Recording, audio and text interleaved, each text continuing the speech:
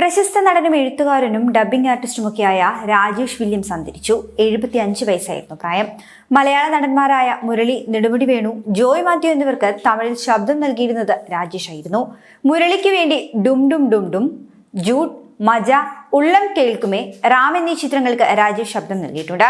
പൊയ്സല്ല പോറോം എന്ന ചിത്രത്തിൽ നെടുമുടി വേണുവിനും ദേവി എന്ന ചിത്രത്തിൽ ജോയ് മാത്യുവിനും ഇദ്ദേഹം ശബ്ദം നൽകി.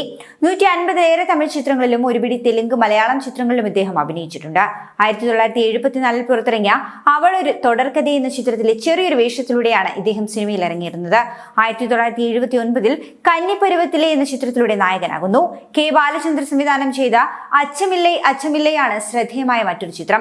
പിന്നീട് ക്യാരക്ടർ റോളുകൾ ചെയ്ത് ഇദ്ദേഹം ശ്രദ്ധേയനാവുകയായിരുന്നു. ശ്രീറാം രാഘവൻ സംവിധാനം ചെയ്ത് 2024 പുറത്തിറങ്ങിയ മേരി ക്രിസ്മസ് ആണ് ഇദ്ദേഹം അവസാനമായി അഭിനയിച്ച് പുറത്തിറങ്ങിയ ചിത്രം.